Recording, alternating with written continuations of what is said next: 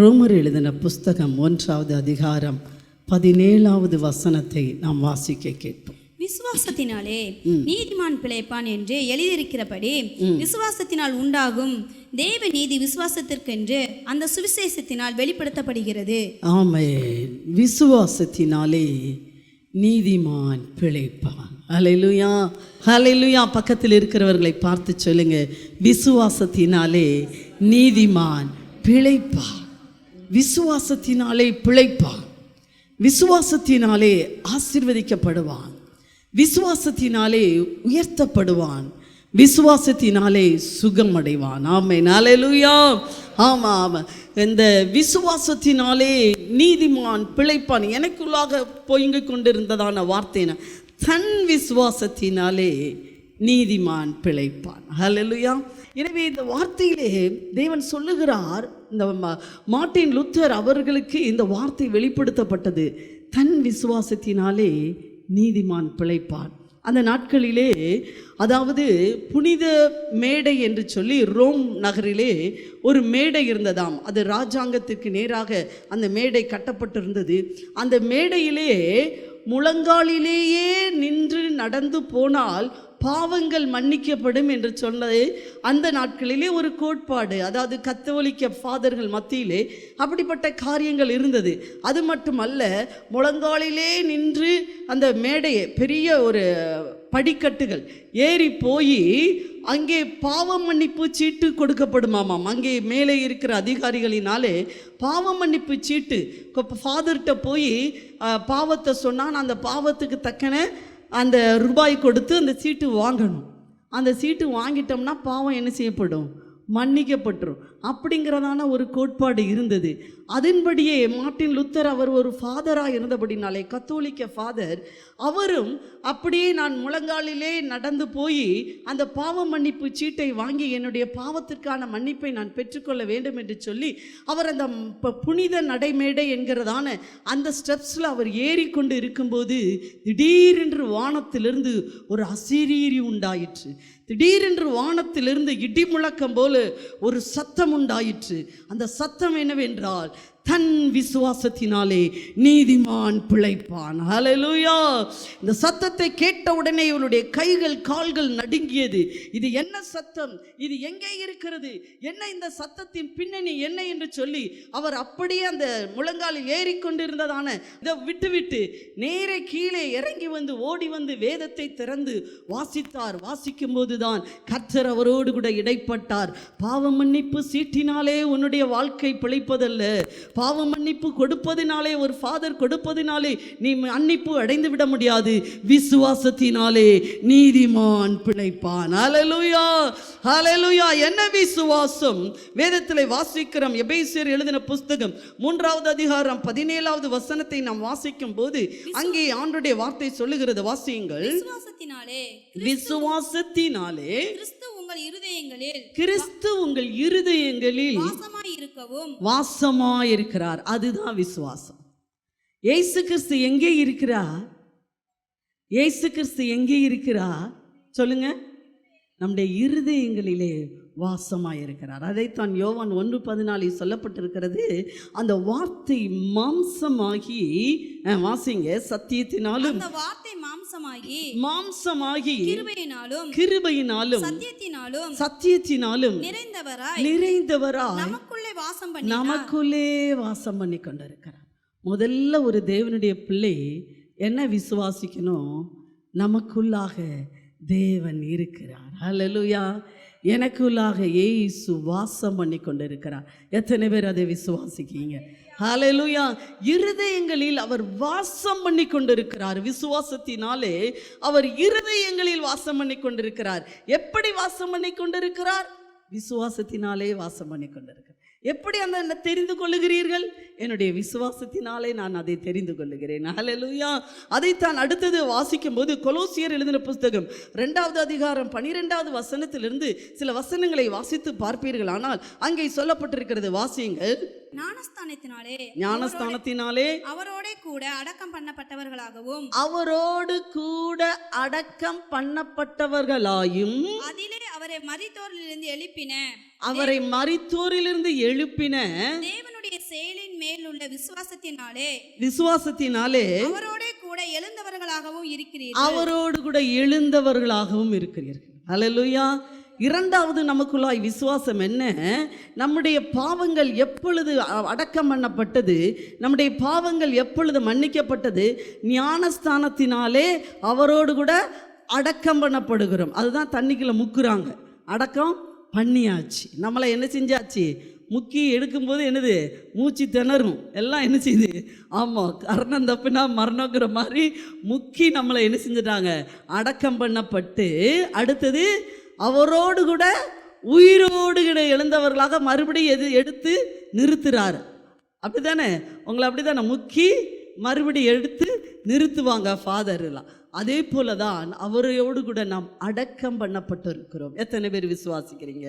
இயேசு கிறிஸ்துவோடு கூட உங்களுடைய பாவங்கள், இயேசு கிறிஸ்து சிலுவையிலே மரித்து அடக்கம் பண்ணப்பட்டது போல நீங்களும் உங்களுடைய பாவங்களும் மரித்து அடக்கம் பண்ணப்பட்டாயிற்று.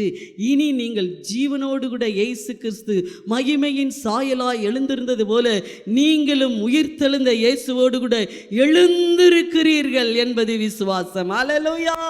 இனி நீங்கள் பழைய மனுஷன் அல்ல, பழைய பாவி அல்ல, பழைய உங்களுடைய அதுக்காக தான் பெயரை கூட என்ன செஞ்சிடறோம்? மாத்திடுறோம். ஏன்னா பழைய மனுஷன் அல்ல என்பதை நினைவு கூறும்படியாக. பேர் மாத்துறது மதத்தில் சேர்ப்பதற்காக அல்ல. இனி என்னுடைய பழைய மனுஷனாகிய பழைய முருகேசன், பாவங்களை செய்து கொண்டிருந்த முருகேசன் அல்ல, இனி புது தானியலாய் இருக்கிறேன் என்று சொல்லி ஆண்டவர் அங்கே பெயர்களை நாம் வைக்கிறோம். பேர் வைக்கிறது மதத்தை மாற்றணுன்னோ சபையில் பேர் எழுதுறதுக்காகவோ வைக்கிறது அல்ல.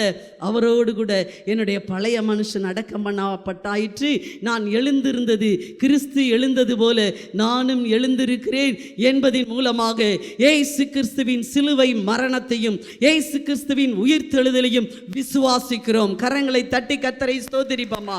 இந்த ரெண்டு விசுவாசம் தான். ஹல்லேலூயா. விசுவாசம் அவர் கிருபையினாலும் சத்தியத்தினாலும் நிறைந்தவராய் எனக்குள்ளே வாசம் பண்ணி கொண்டிருக்கிறார். இரண்டாவதாக அவரோடு கூட என்னுடைய பழைய மனுஷன், உலக மனுஷன், உலகத்தில் வாழ்கிற வாழ்க்கை அடக்கம் பண்ணி ஆயிடுச்சு. இனி நான் வாழ்கிற வாழ்க்கை பரலோக ராஜ்யத்துக்காக. எனக்கு ஒரு ராஜ்யம் இருக்கிறது, எனக்கு ஒரு ஆசீர்வாதம் இருக்கிறது, எனக்கு ஒரு மேன்மை இருக்கிறது. அந்த மேன்மையுள்ள வாழ்க்கைக்காக நான் வாழ்கிறேன். நான் உயிரோடு எழுந்தவள் என்று நாம் விசுவாசிக்கிறோம். அல்லேலூயா. எத்தனை பேர் உயிரோடு கூட எழும்பி இருக்கிறீர்கள்? எத்தனை பேர் கொஞ்சம் பேர் தான் கரத்தை தூக்குறீங்க. எத்தனை பேர் நான் உயிரோடு எழும்பி இருக்கிறேன் என்று சொல்லுகிறீர்கள்? அல்லேலூயா. ஆமே. அந்த விசுவாசத்துக்குள்ளாகத்தான் கர்த்தர் நம்மை அழைத்து வந்திருக்கிறார்.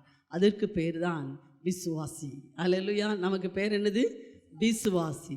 எனவே தான் வேதம் சொல்லுகிறது, விசுவாசத்தினாலே நீதிமான் பிழைப்பான். அடுத்தது பிழைப்பான், அவன் வாழ்வான், அவன் ஆசீர்வதிக்கப்படுவான், அவன் சுகமாய் இருப்பான், அவன் மேன்மையாய் இருப்பான். ஹல்லேலூயா. உங்கள் விசுவாசமே உலகத்தை ஜெயிக்கிற ஜெயம். உலகத்தை ஜெயிக்க மீன்குந்திக்கு சொல்லுவாங்க, நீந்த கற்று கொடுக்கணுமான்னு சொல்லி. நம்ம யாரு? தேவனுடைய பிள்ளைகள். அதனால் உலகத்தை தேவன் என்ன செஞ்சிட்டார்? ஈஸியாக உலகத்தை நீந்திட்டார். நீந்தினாரா? நீந்தலியா? அவர் சின்னதுலேருந்து பிறக்கும்போதே பிறக்கிறதுக்கு முன்னாலே கொல்லணும்னு பிசாசு என்ன செஞ்சான்? அவரை வகை தேடி சுற்றி அலைந்தான். அவருக்கு குழந்தை பிறந்ததிலிருந்து கடைசி வரைக்கும் அவருக்கு விரோதமாக பிசாசு இந்த உலகத்தில் போராடி கொண்டே இருந்தான். கடைசி மூச்சு வரை உலகத்தை எதிர்நீச்சல் போட்டு போட்டு போட்டு ஜெயகர்த்தராய் உயிரோடு கூட எழுந்தார். நாமும் இந்த உலகத்திலே எதிர்நீச்சல் போட்டு போட்டு ஜெயகர்த்தராய் கிறிஸ்து எழுந்தது போல நாமும் எக்கால சத்தம் துணிக்கும். அப்பொழுது நம்முடைய சரீரங்கள் உயிரோடு கூட எழும்பும். அல்லேலூயா. அந்த விசுவாசத்துக்கு நேராக நாம் கடந்து கொண்டிருக்கிறோம். இந்த விசுவாசிகள் ஆசீர்வதிக்கப்படுவதற்கு 3 காரியங்களை நான் எடுத்து வந்தேன். ஆண்டவர் என்னோடு கூட பேசினார். முதலாவதாக, தேவனுடைய பிள்ளைகளுக்கு விசுவாச பார்வை வேண்டும். நம்முடைய பார்வை விசுவாசமாக இருக்க வேண்டும். அடுத்ததாக, நம்முடைய செயல்கள் விசுவாச செயலுடையதாக இருக்க வேண்டும். அடுத்ததாக, நம்ம விதைக்கிறது கொடுப்பது விசுவாசத்தினாலே இருக்க வேண்டும். ஹல்லேலூயா. விசுவாச பார்வை குறித்து ஆபிரகாமை குறித்து வாசிக்கும் போது ஆதியாகமம் 15வது அதிகாரம் 5-6 வசனங்களை வாசிப்பீர்கள். ஆனால் அங்கே சொல்லப்பட்டிருக்கிறது 15. அவனை வெளியே அழைத்து அவர் அவனை வெளியே அழைத்து நீ வானத்தை அண்ணாந்து பார், நீ வானத்தை அண்ணாந்து பார், நட்சத்திரங்களை என்ன உன்னால் கூடுமானால் அவைகளை எண்ணு என்று சொல்லி பின்பு அவனை நோக்கி உன் சந்ததி இப்பண்ணமாய் இருக்கும் என்றார்.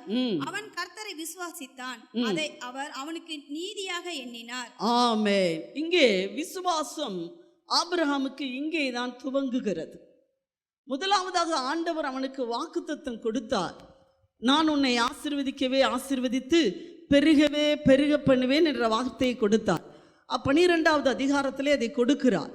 அப்பொழுது அவர் அந்த வாக்குத்தத்தத்தை விசுவாசித்து தன்னுடைய இனத்தையும் தன்னுடைய ஜனத்தையும் தன்னுடைய சொந்த பந்தங்கள் எல்லாவற்றையும் வெறுத்து எல்லாவற்றையும் விட்டு ஆண்டவரை பின்பற்றி அந்த வாக்குத்தத்தம் தன்னுடைய வாழ்க்கையிலே நிறைவேற வேண்டும் என்று சொல்லி முதலாவதாக ஆண்டவர் வாக்குத்தத்தத்தை கொடுத்து அவனை அழைத்து வருகிறார். அழைத்து வருகிற வேளையிலே இங்கே 14வது அதிகாரத்தை வாசிப்பீர்கள். ஆனால் அங்கே ஒரு பெரிய யுத்தம் உண்டாகி இருக்கிறது. அந்த யுத்தத்திலே ஆண்டவர் ஆபிரகாமுக்கு ஒரு ஜெயத்தை கொடுக்கிறார். இப்பொழுது அபிமெலேக்கு சோதோமின் ராஜா அவரை பார்த்து சொல்லுகிறார், நான் உனக்கு வெள்ளி தருகிறேன், பொன் தருகிறேன், எல்லாவற்றையும் தருகிறேன் என்று சொன்னபோது அவன் சொல்லுகிறார், நீர் எனக்கு தந்து என்னை ஆசீர்வதிக்க வேண்டாம், வானத்தையும் பூமியையும் படைத்த கர்த்தருக்கு நேராக என் கையை உயர்த்துகிறேன், கர்த்தர் என்னை ஆசீர்வதிப்பார் என்று சொல்லி அதிலேயும் அவன் ஜெயித்து வந்து விட்டான். இப்பொழுது வேதம் சொல்லுகிறது, இந்த காரியங்கள் எல்லாம் நடந்த பின்பு ஆண்டவர் ஆபிரகாமுக்கு தரிசனமாகிறார். ஹல்லேலூயா. சொப்பனத்திலே அவனோடு கூட மறுபடியும் வந்து பேசி சொல்லுகிறார், நான் உனக்கு கேடகமும் மகா பெரிய பலனுமாக இருக்கிறேன் என்று சொல்லுகிறார். இப்போ மறுபடியும் வார்த்தை தர்றார். ஏற்கனவே கொடுத்த வார்த்தையை என்ன செய்யல ஆண்டவர் என்ன செஞ்சாரு, நான் உன்னை ஆசீர்வதிக்கவே ஆசீர்வதித்து பெருகவே பெருகப்பட்டேன். ஆசீர்வதிச்சிட்டாரு. ஆபிரகாமை ஆசீர்வதிச்சிட்டாரு. சோதோமின் ராஜாக்களுக்கு முன்பதாக நில பல புலன்கள் எல்லாவற்றிலும் ஆசீர்வதிச்சிட்டாரு. ஆனால் என்ன பண்ணலை, பெருக பண்ணலை, அவனை பெருக பண்ணலை. அந்த வாகத்திலே கொஞ்சம் என்ன செய்யுது, மிச்சம் வாக்குத்தத்தத்திலே கொஞ்சம் இருக்குது. இப்போ மறுபடி தோன்றி சொல்றாரு, நான் உனக்கு கேடகமும் மகா பெரிய பலனுமாக இருக்கிறேன். ஏன்னா இவனை என்ன பண்ணான், யோசித்துட்டு இருக்கிறான். வேலையால் அடிமை பெண்ணை அவள் திருமணம் பண்ணும்படியாக அவன் யோசித்து கொண்டு இருக்கும்போது ஆண்டவர் சொல்றாரு, நான் உனக்கு கேடகமாக இருக்கிறேன், மகா பெரிய பலனாக இருக்கிறேன். உன் சரீரத்தில் பலன் இல்லைன்னு சொல்லிட்டு இருக்கிறியா, உனக்கு நான் மகா பெரிய பலனாக இருக்கிறேன் அப்படின்னு சொல்கிறான். ஆனால் ஆபிரகாம் இந்த இடத்திலே விரக்தி அடைந்தவனாய் அவன் ஆண்டவரை பார்த்து சொல்கிறான், என்ன ஆண்டவரே, நான் அந்த வசனத்தை வாசிப்போம். 2-3 வசனங்களை வாசியுங்கள். அதற்கு ஆபிரகாம், கர்த்தராகிய ஆண்டவரே, அடியேனுக்கு என்ன தருவீர்? நான் பிள்ளை இல்லாமல் இருக்கிறேனே. சமஸ்து ஊரானாகிய இந்த எலியேசர் என் வீட்டு விசாரணைக்காரனாய் இருக்கிறானே. 3வது வசனம், பின்னும் ஆபிரகாம், தேவரீர் எனக்கு புத்திர சந்தானம் அருளவில்லை. முதல்ல சொல்றான், ஆண்டவரே எனக்கு என்ன தருவீர், என்ன தந்திருக்கிறீர்? நீ சொன்னதை ஃபர்ஸ்டே என்ன செய்யல, நிறைவேற்றல, என்ன தந்திருக்கிறீர்? எனக்கு ஒன்றும் இல்லையே. விரக்தி அடைந்தவனாய் சோர்வடைந்தவனாய் வாழ்க்கையிலே இல்லாமையினாலே தன்னுடைய சரீரத்தின் இயலாமையினாலே ஆண்டவரை பார்த்து கேட்கிறான். வெளியே என்ன பண்ணிட்டான், சோதோம் ராஜாவுக்கு முன்னால தைரியமா விசுவாசமா பேசிட்டான். அப்போதான் பேசிட்டு வந்திருக்கிறாரு. அப்போ அங்க என்ன செஞ்சிட்டாரு, தைரியமா விசுவாசமா பேசிட்டாரு. அங்க உள்ள வந்தா என்ன பயங்கர உள்ள ஆண்டவர்கிட்ட என்ன சொல்றாரு, என்ன ஆண்டவரே, ஊழியக்காரர்கள் அநேகருடைய நிலைமை அதுதான். வெளியே நல்லா தைரியமாக எங்களை பார்த்தா அவங்களுக்கு தெரியவே தெரியாது, என்ன பிரச்சனை ஏது பிரச்சனைன்னு தெரியவே தெரியாது. ஆனால் உள்ளே போனாதான் அவன் விரக்தி அடைந்து இருந்தான், அவன் பிள்ளை இல்லாது இருந்தான், அவன் சோர்வடைந்திருந்தான், அவன் சரீரத்திலே இயலாமை, தன்னுடைய வாழ்க்கையிலே சரீர பலவீனத்தில் இருந்தான். விரக்தி அடைந்து கேட்குறான், என்ன தருவீர், எனக்கு என்ன தந்துட்டீங்க, நான் பிள்ளை இல்லாது இருக்கிறேனே ஆண்டவரே, நான் பிள்ளை இல்லாது இருக்கிறேனே, எனக்கு என்ன தந்துட்டீங்க? ஆண்டவர் ஆனால் சொல்கிறாரு, இவனுக்கு வார்த்தையை கொடுத்தா இனி சரி வராது. இப்போ இவ்வளோ நேரம் எதில் பேசினார், வாக்குத்தத்தத்தை கொடுத்து பேசினார். இப்போ வாக்குத்தத்தை கொடுத்தா இவனுக்கு சரி வராது. இவன் உள்ளே உட்காந்துக்கிட்டே புலம்பிக்கிட்டே இருப்பான், உள்ளே உட்காந்துக்கிட்டே சிந்திச்சுக்கிட்டே இருக்கான். வெளியே வா, அவனை வெளியே கூட்டிகிட்டு போகிறாரு. ஹல்லேலூயா. ஆமாம், அதனால தான் ஃபாரினர்ஸ் எல்லாம் வெளியே அதிகமாக டூர் அடிக்கிறாங்க. ஹல்லேலூயா. ஆமாம், இவனை வெளியே கூட்டிகிட்டு போகிறாரு. வெளியே வா, கூட்டிகிட்டு போய் பார்க்க சொல்றார். அது வரைக்கும் வாக்குத்தத்தத்தை கொடுத்தார், இப்போ வாக்குத்தத்தத்தை கொடுக்கல. பாரு, விசுவாச பார்வை உனக்கு வேண்டும். நீ பாரு, இனி பாரு. எதை பார்?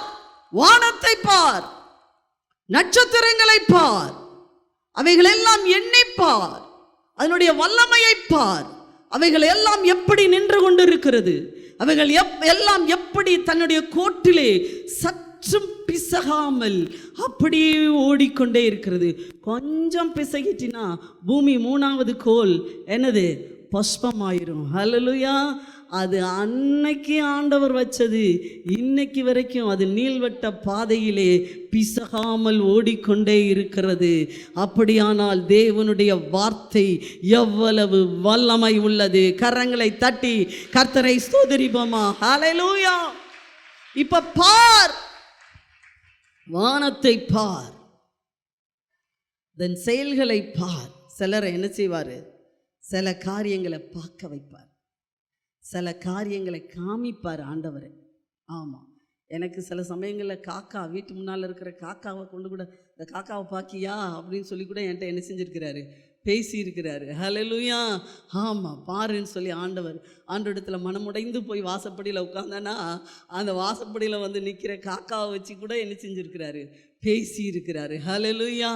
பாரு, சில வேலைகளில் பார்க்க வைப்பார். எப்பவுமே வாக்குத்தத்தத்தை கொடுத்துக்கிட்டே இருக்க மாட்டார், உங்களை வெளியே கொண்டு போய் சில காரியங்களை பார்க்க வைப்பார். அதனால தான் சபைக்கு கொண்டு வந்து சில காரியங்களை பார்க்க வைக்கிறாரு. பாரு, பாஸ்டர் ஜெயராஜை பாரு. ஒன்றுமில்லாமல் இருந்த இந்த இடத்துல, ஒன்றுமில்லாமல் இருந்த அந்த வாழ்க்கையிலே எப்படி அவர்களை கர்த்தர் வாக்குத்தத்தங்களை கொடுத்து ஆசீர்வதித்து இத்தனை ஜனங்களை கொண்டு வந்திருக்கிறார்.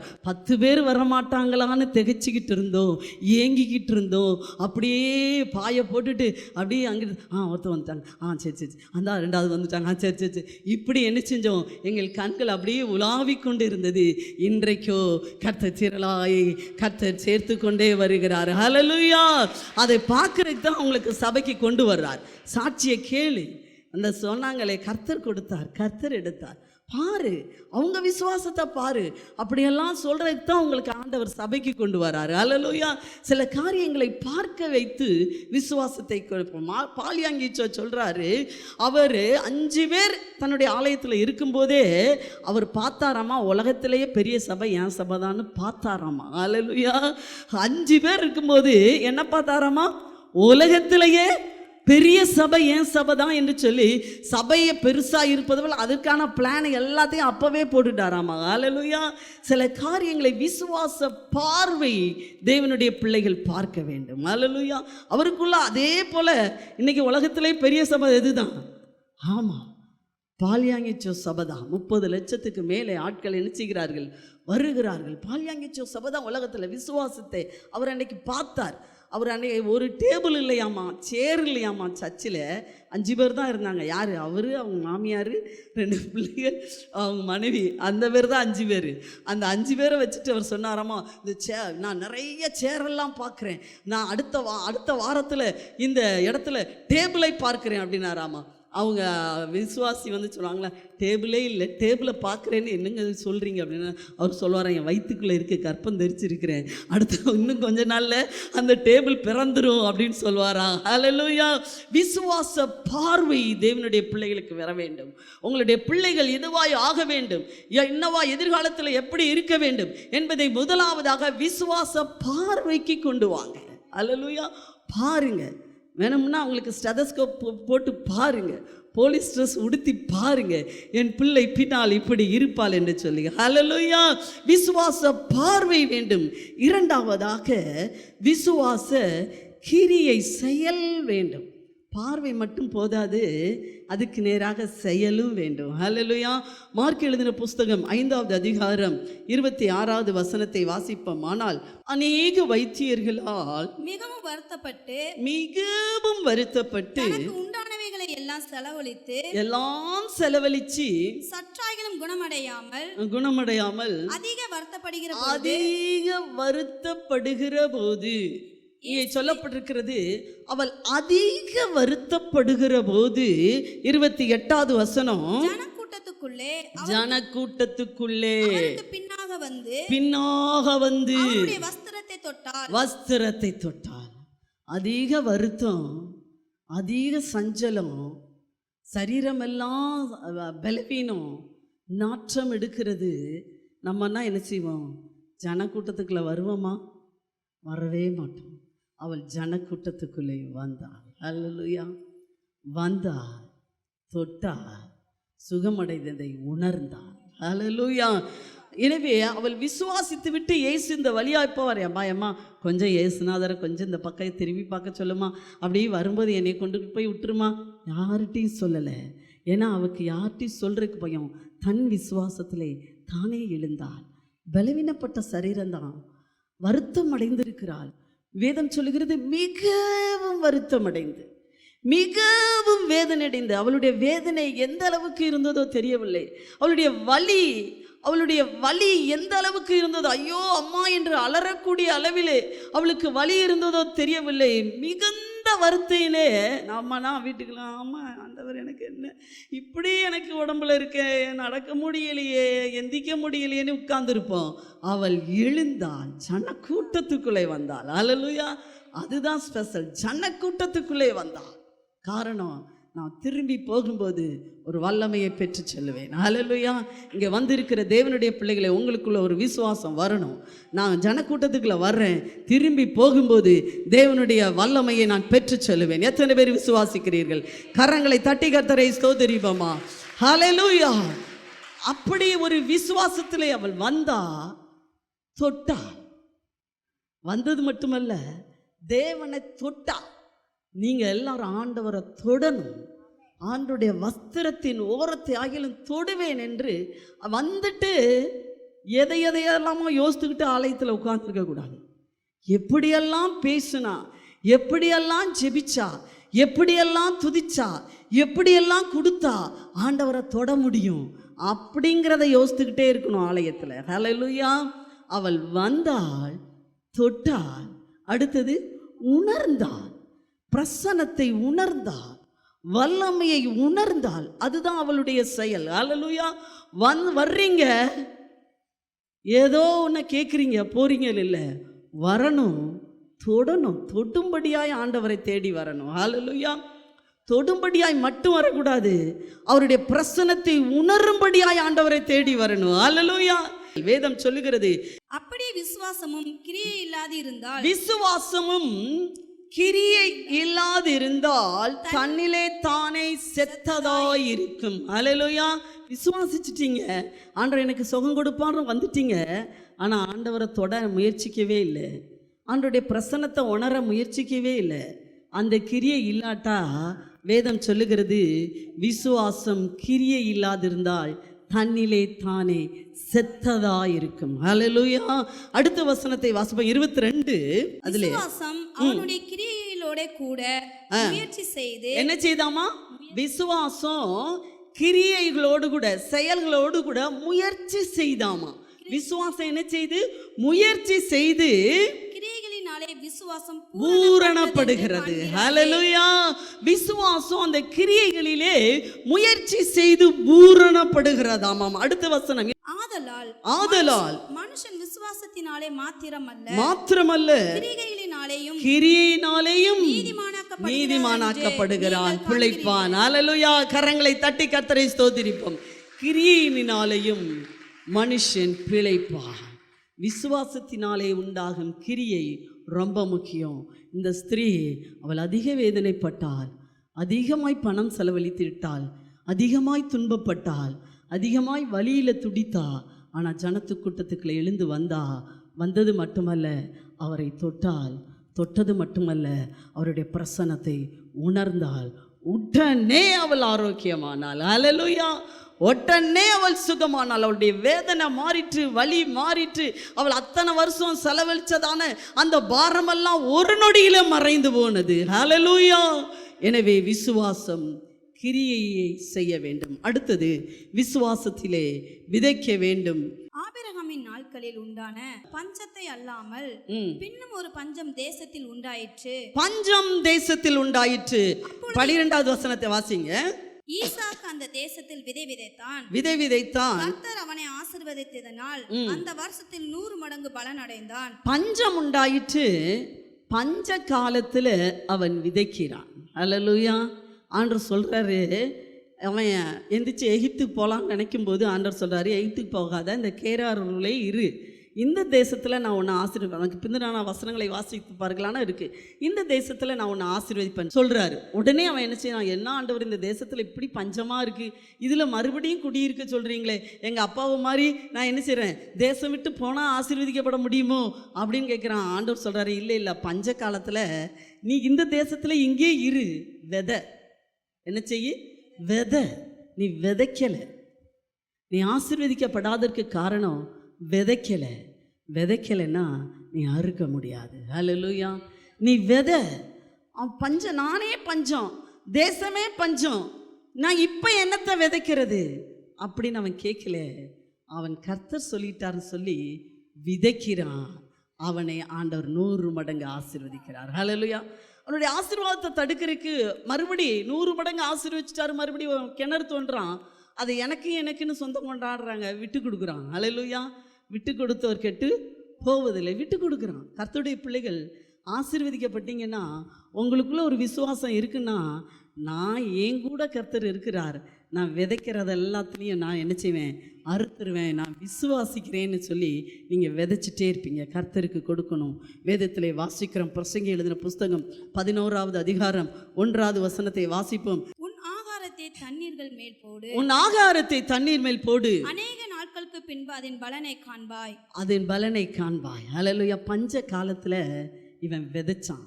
ஆண்டவர் சொல்கிறாரு, ஆகாரத்தை தண்ணி மேலே போடு. தண்ணிங்கிறது இந்த உலகம்.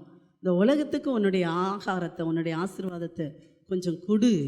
நீ இப்போ அதன் பலனை அறுக்காட்டாலும் அநேக நாட்களுக்கு பின்பதாக அதன் பலனை அறுப்பாய். ஹல்லேலூயா. கலாத்தியர் 6:8 வாசிக்கும் போது, மாம்சத்திற்கென்று விதைக்கிறவன் மாம்சத்தினால் அழிவை அறுப்பான், மாம்சத்தினால் அழிவை தான் அறுப்பான். ஆவிக்கென்று விதைக்கிறவன் ஆவிக்கென்று விதைக்கிறவன் நித்திய ஜீவனை அறுப்பான், நித்திய ஜீவனை அறுப்பான். நன்மை செய்கிறதில் சோர்ந்து போகாமல், நன்மை செய்கிறதில் சோர்ந்து போகாதிருப்பீர்களாக. நாம் தளர்ந்து போகாதிருந்தால், நாம் தளர்ந்து போகாதிருந்தால் ஏற்ற காலத்தில் அறுப்போம், ஏற்ற காலத்தில் அறுப்போம். ஆகையால் நமக்கு கிடைக்கும் சமயத்திற்கு தக்கதாக.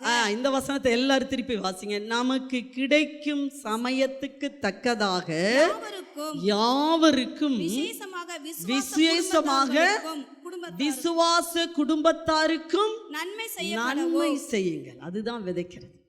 சிறுக விதைச்சிங்கன்னா சிறுக அறுப்பீங்க, பெருக விதைச்சிங்கன்னா பெருக அறுப்பீங்க. ஆண்டவர் இங்கே சொல்லுகிறார், நன்மை செய்யுங்க, விதைங்க. விசேஷமாக யாவருக்கும் செய்யணும்.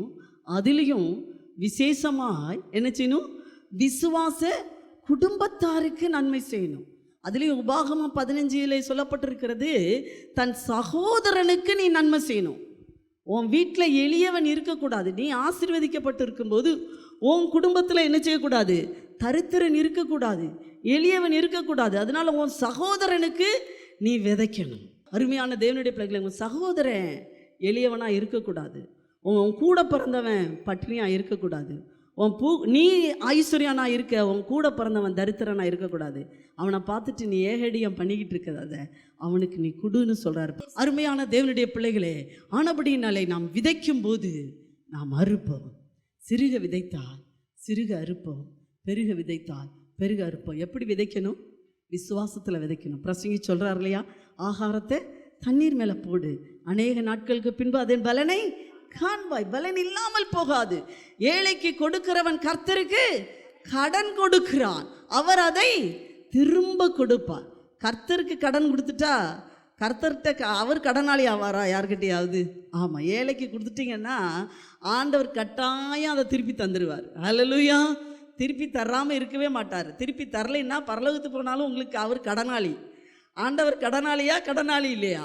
அவர் கடனாளி அல்லவே அல்ல. ஒரு நாள் அவர் கடன், நம்ம கடன் வாங்குற மாதிரி அவர் கடன் வாங்கிட்டு கொடுக்காம இருக்கவே மாட்டார். அவர் கட்டாயம் அவர் கடனை திருப்பி நமக்கு தந்துடுவார். ஹல்லேலூயா. அருமையான தேவனுடைய பிள்ளைகளை, இயேசு கிறிஸ்துவை பார்க்கும்போது இயேசு கிறிஸ்துவுக்கு உலகம் பாத்திரமாக இருக்கவில்லை. நாம் என்ன நன்மை செய்தாலும் உலகம் பாத்திரமாக இருக்காது. நாம் எவ்வளவு விசுவாசத்திலே முன்னேறி வந்தாலும் விசுவாசத்தின்படி தான் எல்லாமே நடக்கணும், உலகம் பாத்திரமாக இருக்காது. வேதத்தில் எபிரேயர் 11வது அதிகாரத்திலே கடைசி பகுதியில் வாசிக்கும்போது ஆண்டவர் இயேசு கிறிஸ்து பிறந்ததிலிருந்து அவர் கொடுத்து கொண்டே இருந்தார், அற்புதங்களை செய்தார், வியாதி உள்ளவர்களை குணமாக்கினார், பசி உள்ளவர்களுக்கு ஆகாரம் கொடுத்தார், அவர் ஒடுக்கப்பட்டவர்களை நியாயம் விசாரித்தார், எல்லாம் அவர் செய்து கொண்டே வந்தார், அள்ளி அள்ளி கொடுத்து கொண்டே வந்தார். ஆனாலும் உலகம் அவருக்கு பாத்திரமாக இருக்கவில்லை.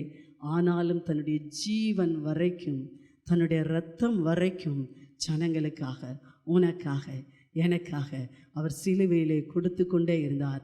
ஆனபடினால் தான் வேதம் சொல்லுகிறது பிலிப்பியர் 2வது அதிகாரத்திலே, வானோர் பூதலத்தோர் பூமியின் கீழானோர், பூமியின் மேலானோர் பூமியின் கீழானோர் யாவரின் முழங்கால்களும் முடங்கும்படிக்கு மேலான நாமத்தை தந்தாராம். ஹல்லேலூயா.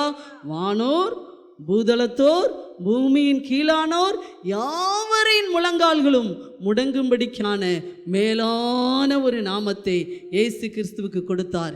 காரணம், அவர் இந்த பூமியிலே தன்னுடைய இரத்தத்தை விதைத்திருக்கிறார், தன்னுடைய ஜீவியத்தை விதைத்திருக்கிறார், தன்னுடைய வாழ்க்கையை அற்புதங்களை விதைத்திருக்கிறார். அவர் தன்னுடைய வாழ்க்கையிலே ஜனங்களுக்கு தேவையானவைகளெல்லாம் சந்தித்து குறைவுகளை மாற்றி எல்லாவற்றையும் விதைத்தார். நாமும் நம்மை இயேசு கிறிஸ்துவை போல நம்மை ஆண்டவருக்கு ஒப்பு கொடுப்போமா? எல்லாம் முழங்கால் படிட்டு ஆண்டவரை நோக்கி பார்ப்போம். என்னுடைய வாழ்க்கையிலும் ஆண்டவரை எனக்குள்ளாக நீர் வாசம் பண்ணி கொண்டிருக்கிறேன், நான் அதை விசுவாசிக்கிறேன். நான் உம்மோடு கூட உயிர் தெழுந்திருக்கிறேன், அதை நான் விசுவாசிக்கிறேன். ஆனால் என்னுடைய விசுவாசம் அவ்வப்பொழுது தடைபட்டு போகிறதையா, எனக்கு ஒரு விசுவாச பார்வையை தாரும், எனக்கு ஒரு விசுவாச செயலை தாரும், எனக்கு ஒரு விசுவாச விதையை தாரும். எல்லாரும் விதைக்கிறவனுக்கு விதையை கொடுப்பேன் என்று சொல்லுகிறார். நீ விதைக்க ஆசைப்படுவாயானால், நீ விதைக்கிறவனாய் இருப்பாயானால், உனக்கு ஆண்டவர் இந்த வேளையிலே விதையை கொடுக்க அவர் ஆவலுள்ளவராயிருக்கிறார். வாங்கிக்கொள் மகளே, வாங்கிக்கொள், அதை நான் கொடுக்க ஆயத்தமாயிருக்கிறேன் என்று சொல்லு. எல்லாரும் கரங்களை தட்டி கர்த்தரை ஸ்தோத்திரி. டிவி நிகழ்ச்சிகள் நமது சபையின் மூலம் பொள்ளாச்சி முழுவதும் 24 மணி நேரமும் ஜேகிங் டிவி ஒளிபரப்பப்படுகிறது. விகே செட்டப் பாக்ஸில் 112வது சேனலிலும், டிசிசிஎல் செட்டப் பாக்ஸில் 152வது சேனலிலும், எஸ்சிவி செட்டப் பாக்ஸில் 217வது சேனலிலும், டாக்ஸ் செட்டப் பாக்ஸில் 62வது சேனலிலும் நமது சபையின் பாடல்கள், ஆராதனைகள், செய்திகள் ஒளிபரப்பப்படுகிறது.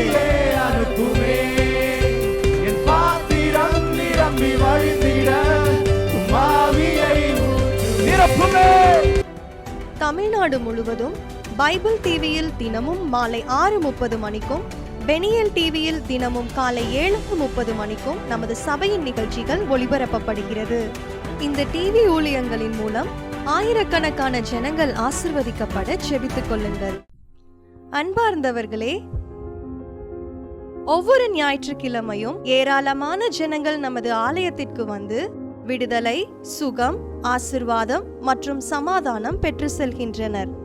நமது சபையின் ஆராதனை நேரங்கள்: ஒவ்வொரு ஞாயிற்றுக்கிழமை தோறும் முதலாம் ஆராதனை அதிகாலை 5 மணிக்கும், 2ஆம் ஆராதனை காலை 7 மணிக்கும், 3ஆம் ஆராதனை காலை 9 மணிக்கும், 4ஆம் ஆராதனை மாலை 6:30 மணிக்கும் நடைபெறும். முதல் 3 ஆராதனைகளையும் நீங்கள் நேரடியாக சபையின் யூடியூப் வலைதளத்தில் உள்ள IPHH கிணத்துக்கடவு சேனலில் உலகத்தின் அனைத்து பகுதிகளிலும் இருந்து பார்த்து பயனடையலாம். சிறுவர்களுக்கான ஓய்வு நாள் பள்ளி முதலாம் ஆராதனையில் காலை 6 மணிக்கும், 2ஆம் ஆராதனையில் காலை 8 மணிக்கும், 3ஆம் ஆராதனையில் காலை 10 மணிக்கும் நடைபெறும். வாலிபர் கூடுகை ஒவ்வொரு மாதமும் முதல் ஞாயிற்றுக்கிழமை அன்று காலை 9 மணிக்கு வாலிபர்களுக்கான விசேஷித்த கூடுகை நடைபெறும். எண்ணெய் பூசி சுகமளிக்கும் வாக்குத்தத்த ஆராதனை ஒவ்வொரு மாதத்தின் 1ஆம் தேதி அதிகாலை 5 மணிக்கும் காலை 10 மணிக்கும் நடைபெறும். கட்டுகளை அவிழ்க்கும் உபவாச ஜெபம் ஒவ்வொரு மாதமும் 3ஆம் வெள்ளிக்கிழமை காலை 10 மணிக்கு நடைபெறும். இதில் ஒவ்வொருவருக்காக தனிப்பட்ட முறையில் பிரார்த்தனை ஏறெடுக்கப்படும். விடுதலை உபவாச ஜெபம் ஒவ்வொரு மாதமும் கடைசி சனிக்கிழமை அன்று காலை 10 மணிக்கு நம் தேசத்திற்காக பாரத்தோடு ஜெபங்கள் ஏறெடுக்கப்படும். ஒவ்வொரு வியாழக்கிழமை தோறும் ஆண்களுக்கான ஜெப கூடுகை புதிய ஆலயத்திலும், பெண்களுக்கான ஜெப கூடுகை பழைய ஆலயத்திலும் மாலை 7 மணிக்கு நடைபெறும். ஒவ்வொரு புதன்கிழமை அன்றும் வாலிப சகோதரர்களுக்கான ஜெப கூடுகை மாலை 7 மணிக்கு நடைபெறும். ஒவ்வொரு ஞாயிற்றுக்கிழமை அன்று வாலிப சகோதரிகளுக்கான ஜெப கூடுகை மாலை 5 மணிக்கு ஜூம் மீட்டிங்கில் நடைபெறும். நமது சபையில் தினமும் காலை 10 மணி முதல் 2 மணி வரை சபைக்காகவும் தேசத்திற்காகவும் ஜெபங்கள் ஏறெடுக்கப்படும். இக்கூட்டங்களில் கலந்து கொண்டு தேவ ஆசீர்வாதம் பெற யாவரையும் அன்புடன் அழைக்கிறோம். எங்களது முகவரி IPA ஜெப ஆலயம், சர்வம் தியேட்டர் பின்புறம், பொள்ளாச்சி மெயின் ரோட், கிணத்துக்கடவு 642109. ஜெப உதவிக்கு 9443435618 9488873284.